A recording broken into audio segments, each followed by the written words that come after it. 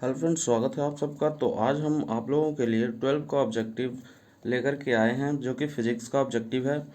तो वीडियो शुरू करने से पहले बता दें कि वैसे छात्र जो नए हैं वो चैनल को सब्सक्राइब कर लेंगे और नोटिफिकेशन की घंटी को भी ऑन कर दें, जिससे उनको वीडियो मिलती रहेगी। तो चलिए अब हम वीडियो को शुरू करते हैं। क्वेश्चन नंबर पहला है, वस्तु किस प्रकार से आवेश की अधिकता या कमी को प्राप्त कर सकती है। तो ऑप्शन है विद्युत बल से, बी गर्म करके, सी हिला करके और डी रगड़ करके। तो इसका आंसर हो जाएगा डी रगड़ करके, यानी वस्तु को हम रगड़ करके उसकी आवेश को अधिक या कम कर सकते हैं। अगला क्वेश्चन है, किसी इलेक्ट्रॉन पर आवेश की गणना किसके द्वारा की गई थी। ऑप्शन है ए फैराडे के द्वारा, बी जे थॉमसन, सी मिल्किन, डी आइंस्टीन के द्वारा। तो इसका आंसर हो जाएगा मिल्किन, यानी सी। अगला क्वेश्चन है, कोई वस्तु तब आवेशित होती है जब इसका आवेश असंतुलित हो, जिसका अर्थ है। ऑप्शन है वस्तु में प्रोटीन नहीं होती है, बी वस्तु में इलेक्ट्रॉन नहीं होता है, सी वस्तु में इलेक्ट्रॉन एवं प्रोटॉन की संख्या बराबर होती है, या डी वस्तु में इलेक्ट्रॉन एवं प्रोटॉन की संख्या बराबर नहीं होती है। तो इसका आंसर हो जाएगा डी, यानी वस्तु में इलेक्ट्रॉन और प्रोटॉन की संख्या बराबर नहीं होती है। अगला क्वेश्चन है, किसी चालक के संपर्क में किसी आवेशित पिंड को लाए बिना ही आवेशित करने की विधि क्या कहलाती है। तो इसका ऑप्शन है ए चुंबकीकरण, बी विद्युतीकरण, सी स्थिर विद्युत प्रेरण और डी विद्युत चुंबकीय प्रेरण।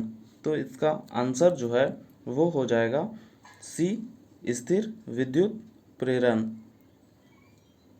अगला क्वेश्चन है, -1 कूलम आवेश में उपस्थित इलेक्ट्रॉन की संख्या कितनी होती है। ऑप्शन है 6 × 10⁻18, बी 1.6 × 10⁻19, सी 6 × 10⁻19 या डी 1.6 × 10⁻18। तो इसका आंसर हो जाएगा ए 6 × 10⁻18।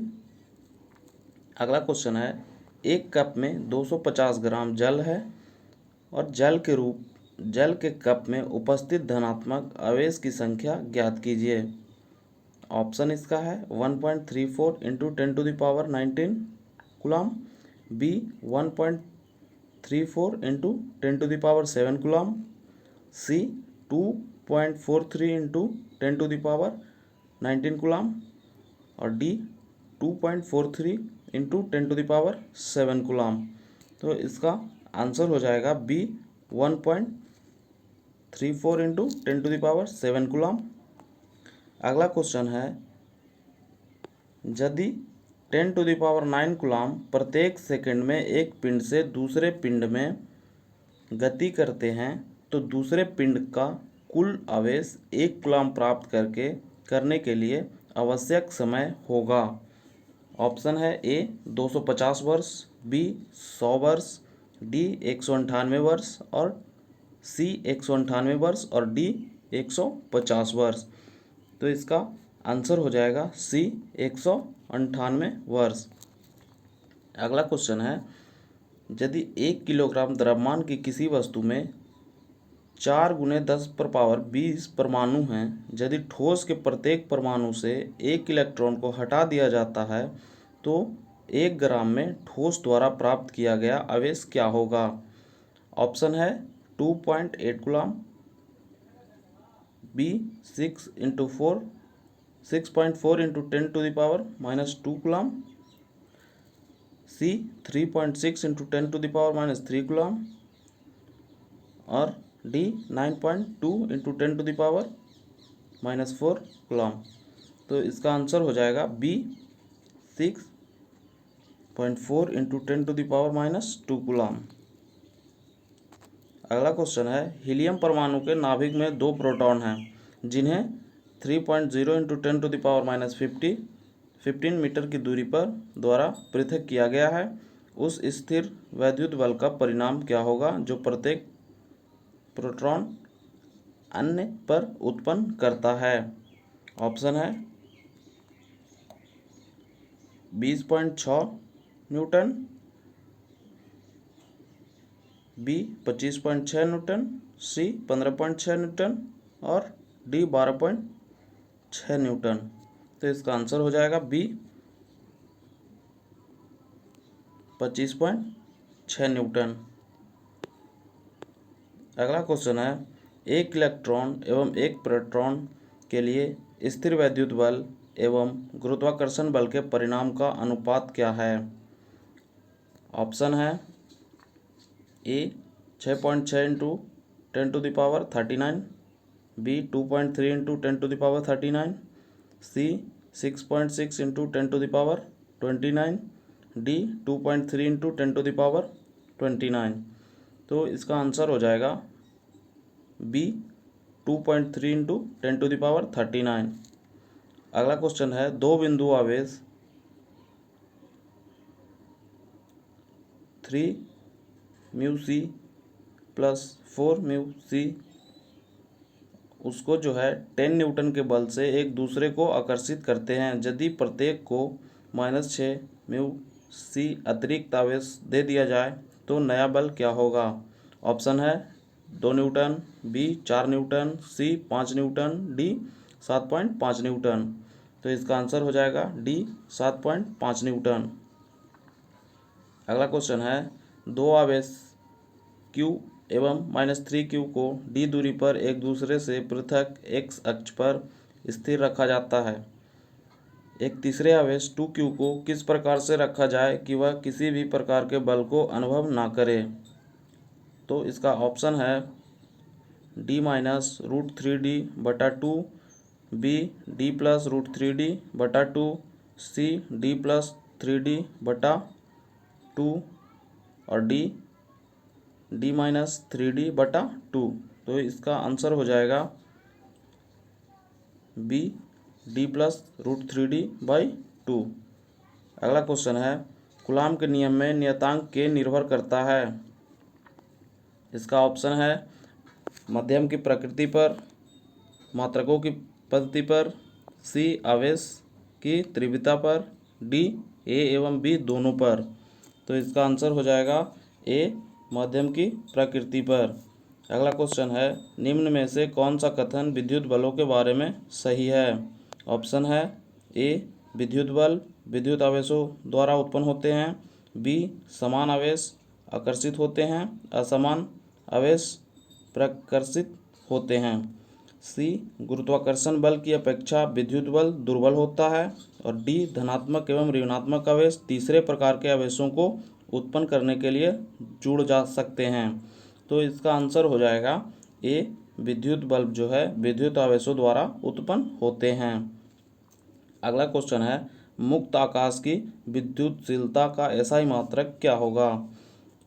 ऑप्शन है फराडे, बी वेबर, सी पर power 2 n-1 m-2, D C पर पावर 2 n-1 या m-1।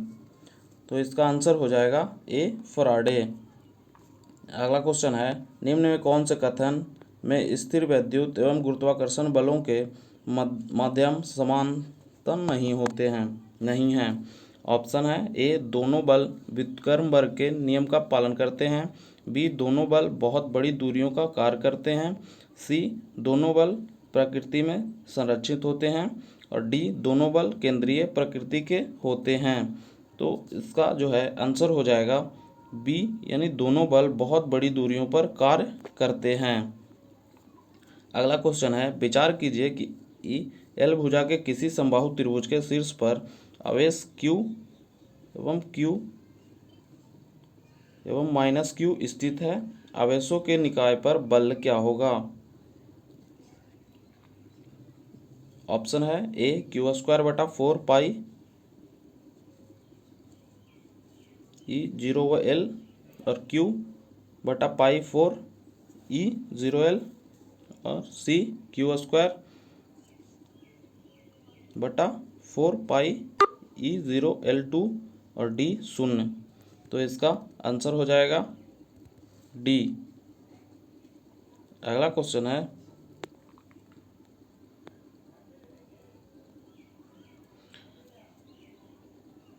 10⁻³ kg द्रव्यमान एवं 5 μc आवेश वाले एक कण को 20 मीटर प्रति सेकंड की चाल से 2 × 10⁻5 न्यूटन प्रति कूलम्ब तीव्रता वाले एक समान विद्युत क्षेत्र के विरुद्ध फेंका गया है। विरामावस्था में आने से पहले कण द्वारा तय की गई दूरी क्या होगी? 0.1 सेकेंड, 0.2 सेकेंड, 0.3 सेकेंड और 0.4 सेकेंड। तो इसका आंसर हो जाएगा बी 0.2 सेकेंड। अगला क्वेश्चन है किसी बिंदु पर विद्युत क्षेत्र होता है। ए हमेशा सत्य, बी यदि उस बिंदु पर कोई आवेश नहीं हो तो सत्य, सी यदि उस बिंदु पर कोई आवेश हो तो असत्य और डी बी एवं सी दोनों सही हैं। तो इसका आंसर हो जाएगा डी बी एवं सी दोनों सही है, यानी यदि उस बिंदु पर कोई आवेश नहीं हो तो भी सत्य है और यदि उस बिंदु पर कोई आवेश हो तो वो असत्य हैं। अगला क्वेश्चन है एक इलेक्ट्रॉन प्रारंभ में विरामावस्था से 2 × 10⁻4 न्यूटन कूलम्ब परिणाम के एक समान विद्युत क्षेत्र में 1.5 सेंटीमीटर की दूरी से गिरता है। इस दूरी से गिरने पर इलेक्ट्रॉन द्वारा लिया गया समय होगा। ऑप्शन है 1.3 × 10⁻² सेकेंड, बी 2.1 × 10⁻−12 सेकेंड, सी 1.6 × 10⁻−10 सेकेंड और डी 2.9 × 10⁻−9 सेकेंड। तो इसका आंसर हो जाएगा डी 2.9 × 10⁹ सेकेंड। अगला क्वेश्चन है वह विद्युत क्षेत्र जो 3.2 × 10⁻27 kg द्रव्यमान के एक इलेक्ट्रॉन का संतुलन कर सके वह है।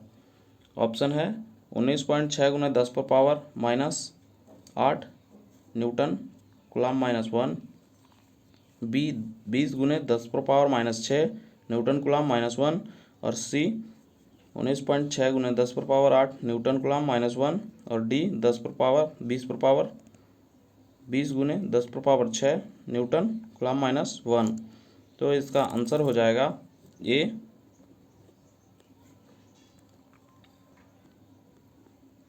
अगला क्वेश्चन है बल प्रति एकांक आवेश कहलाता है। ऑप्शन है विद्युत फ्लक्स, विद्युत क्षेत्र, विद्युत विभव और विद्युत धारा। तो इसका आंसर हो जाएगा बी विद्युत क्षेत्र।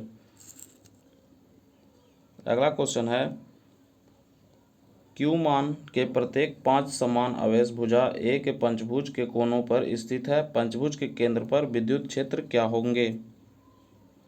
तो इसका आंसर हो जाएगा डी यानी 0। अगला क्वेश्चन है किसी आवेश 15 × 10⁻⁻4 कूलम्ब पर 2.25 न्यूटन का बल कार्यरत है। उस बिंदु पर विद्युत क्षेत्र की तीव्रता होगी। ऑप्शन है 150 newton coulomb -1, B 15 newton coulomb -1 power -1 और सी 1500 न्यूटन कूलम्ब -1 और डी 1.5 न्यूटन कूलम्ब -1। तो इसका आंसर हो जाएगा सी। अगला क्वेश्चन है यदि किसी वस्तु पर आवेश को दुगना कर दिया जाए तो विद्युत क्षेत्र हो जाते हैं। ऑप्शन है आधा, दुगना, अपरिवर्तित और तिगुना। तो इसका आंसर हो जाएगा दुगना। अगला क्वेश्चन है विद्युत तीव्रता का बीमीय सूत्र हैं। ऑप्शन है m1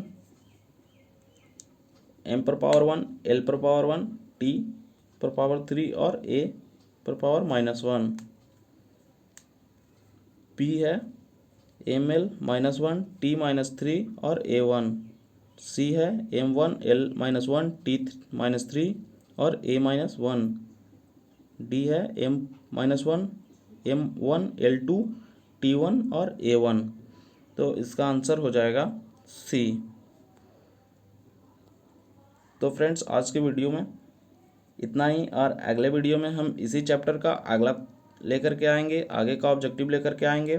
तो फ्रेंड्स वीडियो कैसा लगा हो ये हमें कमेंट बॉक्स में ज़रूर बताइएगा, ताकि इसमें कुछ त्रुटियां होंगी तो उसे हम सुधार सकें।